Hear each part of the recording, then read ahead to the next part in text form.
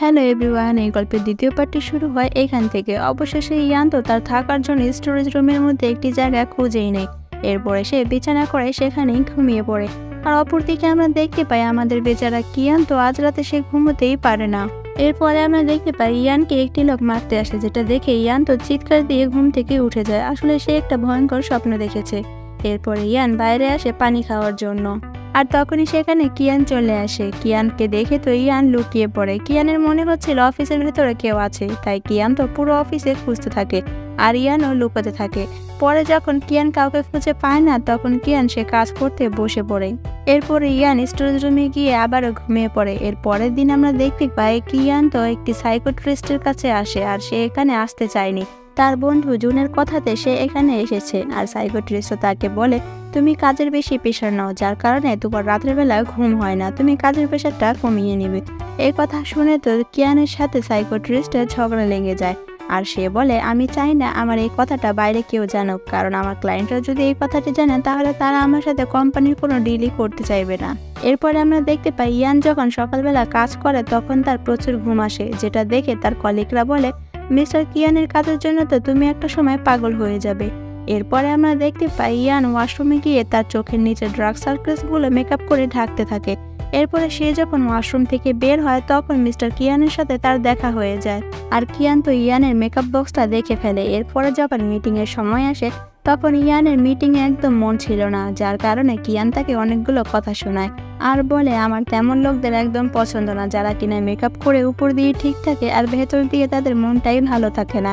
তোমার অবস্থা যদি এরকম থাকে তাহলে আমি 1 মাসের মধ্যে তোমাকে ফায়ার করে দিব। এই কথা শুনে ইয়ানের মনটা খারাপ হয়ে যায়। এরপরে আমরা দেখতে পাই সেদিন সকালবেলা কিয়ান কফি বানাচ্ছে, আর সেই শব্দে ইয়ানের ঘুমটা ভেঙে যায়। ইয়ান উঠে দেখে সকাল 5টা বাজে।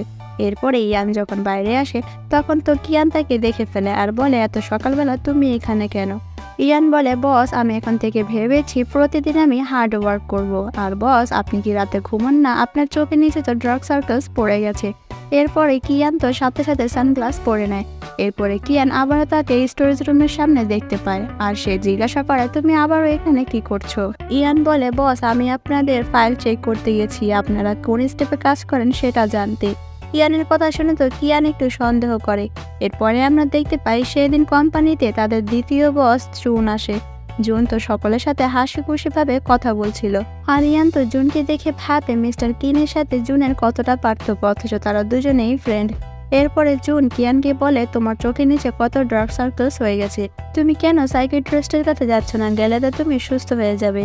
কিয়ান বলে, আচ্ছা ওসব কথা বাদ দাও, এখন বলো তুমি কেন ওই ইয়ান নামে মেয়েটাকে আমার সেক্রেটারি হিসেবে হায়ার করেছো? আমি বুঝতে পেরেছি তোমার স্কুল লাইফে একটি ক্রাশ ছিল যার নাম ছিল ইয়াও, আর এখন এই মেয়েটার নাম হলো ইয়াও, এর জন্য তুমি ওকে হায়ার করেছো আমার অ্যাসিস্ট্যান্ট বানানোর জন্য।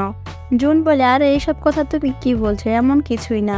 এরপরে সেদিন অনেক রাত হয়ে যায়, কিন্তু কিয়ান তো অফিস থেকে বের হয় না। আর ইয়ানের তো এখানে প্রচুর ঘুম আসে। আর ইয়ান তো মনে মনে ভাবে, বছরে তো সারাদিন কাজ নিয়ে পড়ে থাকে, তার চোখে কি ঘুম নেই? আর এটা তখন কিয়ান লক্ষ্য করে। কিয়ান লক্ষ্য করে সে অফিস থেকে বের হয়ে যায়। এরপরে তাড়াতাড়ি করে ইয়ান তো বিছানা করে শুয়ে পড়ে। আর একটু পরে কিয়ান অফিসে চলে আসে। আসলে কিয়ান তো ইয়ানকে তখনই সন্দেহ করেছিল, এর জন্য তাকে হাতে না হাতে ধরার জন্য সেই স্টোরেজ রুমে যায়। আর সেখানে গিয়ে দেখে ইয়ানের এই অবস্থা। সেখানে গিয়ে কিয়ান তো ইয়ানকে ডাকতে থাকে, আর ইয়ান তো উঠে পুরোই ভয় পেয়ে যায় তার বসকে দেখে। ইয়ান বারবার শুধু সরি বলছিল আর বলছিল, বস প্লিজ আমাকে এখান থেকে ফায়ার করবেন না, আমাকে শুধু 2 দিন সময় দিন, এর ভেতরে আমি আমার জিনিসপত্র নিয়ে এখান থেকে চলে যাব। কিয়ান তখন বলে, আচ্ছা ঠিক আছে, তাছাড়া তুমি এখানে ঘুমাও কিভাবে? ইয়ান তখন বলে, আমি তো এখানে চোখ বুঝলে আমার সাথে সাথে ঘুম এসে পড়ে। কিয়ান তো মনে মনে ভাবে সে এখানে কিভাবে বা ঘুমায়। এর পরের দিন সকালে ইয়ান নাস্তা করে কাজে বসে, আর একটু পরে সেখানে কিয়ান চলে আসে। এরপরে ইয়ান তো ভাবে তার বসের জন্য সে কফি বানিয়ে নিয়ে যাবে। এরপরে সে যখন কফি নিয়ে যায়, কিয়ান তো তাকে বলে, আমি চাই না তুমি আমার জন্য কফি বানাও, কারণ আমি চাই না যে আমার সেক্রেটারির উপর বেশি কাজের চাপ দিতে। এই কথা শুনে তো ইয়ান অনেক ইমপ্রেস হয়ে যায়, কারণ তার আগের বস তাকে দিয়ে অনেক কাজ করাতো। এরপরে আমরা দেখতে পাই ইয়া অফিসে কাজের জন্য বাইরে যায়, আর সেখান থেকে ফিরে এসে সে দেখে এখানে কারেন্ট নেই আর তার সাথে পানিও নেই। সে এখন সাবান নিবে কিভাবে? এই জন্য সে কিনকে বলে, বস প্লিজ আপনার গাড়িতে আজকে আমাকে একটু লিফট দিবেন, আমি আজকের রাতটা হোটেলে কাটাতে চাই। প্রথমে তো কিন রাজি হয় না, কিন্তু একটু পরে সে রাজি হয় আর বলে, তুমি হোটেলে যাবে কেন? ইয়াও বলে আজকে আমি শাওয়ার নিইনি, আমাকে শাওয়ার নিতে হবে। এরপরে কিন তাকে বলে তুমি আধা ঘন্টার জন্য আমার বাড়ির ওয়াশরুম ব্যবহার করতে পারো। এরপরে ইয়াও তো ওয়াশরুম থেকে বের হয়ে তার বসকে থ্যাংক ইউ লেখে। এরপরে সে ভাবে তার বসের জন্য সে রান্না করবে। এরপরে ইয়াও রান্না করে আর গুনগুন করে গান গায়। এই গানের শব্দ শুনে তো কিন্তু ঘুমিয়ে পড়ে একেবারে। সে সকালে ঘুম থেকে উঠে আর ভাবে আজকে আমি এত আরাম করে কিভাবে ঘুমাইলাম। এরপর যখন সে বাইরে আসে তখন সে ইয়ানকে এখানে শোয়া দেখে। ইয়ান তো তার বসের গলার শব্দ শুনে উঠে যায় আর বলে আমি তো চলে যাচ্ছিলাম কিন্তু কিভাবে যেন ঘুমিয়ে পড়েছি। কিয়ান তখন বলে তাড়াতাড়ি করে অফিসে চলে যাও। এরপরে সেদিন রাতে কিয়ান ঘুমানোর চেষ্টা করে কিন্তু সে ঘুমাতে পারে না। ইয়ান যেভাবে রান্নাঘরে শব্দ করত সেও ঠিক এভাবে রান্নাঘরে শব্দ করে কিন্তু তার কোনো ঘুমই আসে না। এরপরে আমরা দেখতে পাই কিয়ান একটি কাজের লোক রাখে আর তাকে বলে এভাবে ওভাবে শব্দ করতে কিন্তু তাও ঘুম আসে না। একটা সময় কাজের লোকটি তার উপরে অনেক বিরক্ত হয়ে যায় আর বলে তোমার তো সমস্যা আছে, তোমার সাইকিয়াট্রিস্ট দেখানো উচিত। এর জন্য কিয়ান বাইরে বেরিয়ে আসে আর সে অফিসে যায়। সেখানে গিয়ে দেখে ইয়ান তো এখনো কাজ করছে। এর জন্য সে তাকে একটি মেডিসিন দেয় আর বলে তুমি তো কালকে বৃষ্টিতে ভিজেছিলে, তোমার ঠান্ডা লাগলে এই মেডিসিনটা তুমি নিতে পারো। এই বলে এখান থেকে চলে যায়। এই কথা শুনে ইয়াও বলে আমার বস আমার প্রতি হঠাৎ করে এত কেয়ারিং হলো কিভাবে। এরপরে আমরা দেখতে পাই ইয়াও তার রাতের খাবার তৈরি করছে আর সেটা হলো নুডলস। আর সেটা করতে করতে সে গুনগুন করে গান গায় আর তার গানের শব্দ শুনে কিয়ান তো ওখানেই ঘুমিয়ে পড়ে। এরপরে সকালবেলা অফিসের সবাই কিয়ানকে দেখতে থাকে কারণ তাদের বস কখনো অফিসে ঘুমায় না। আর তখন সেখানে জুন চলে আসে। জুন তো তার ফ্রেন্ডকে এভাবে ঘুমোতে দেখে সে একটু খুশি হয়। এরপরে জুন সবাইকে বলে যে একটি পার্টি অ্যারেঞ্জ করা হয়েছে, সেখানে নতুন এমপ্লয়ীদের ওয়েলকামের জন্য সবাই সবার ফ্যামিলি নিয়ে আসতে পারো। এরপরে জুন কিয়ানকে বলে আজকে আমি দেখলাম তুমি অফিসে ঘুমিয়ে পড়েছো, সেটা তুমি কিভাবে করলে। কিয়ানের তখন মনে পড়ে সে যখনই ইয়ানের গান শুনতো তখনই তার ঘুম চলে আসতো। এরপরে আমরা ইয়াও আর কিয়ানকে একসাথে দেখতে পাই। কিয়ান তো ইয়াওকে বলে এবার থেকে তোমাকে আমার পার্সোনাল অ্যাসিস্ট্যান্ট বানাবো আর এর সাথে তুমি আমার বাসায় থাকবে, আমার কাপড় চোপড় ধোয়া আর রান্না করা সবকিছু তুমি করবে, তার জন্য তোমাকে এক্সট্রা স্যালারি আমি দিব।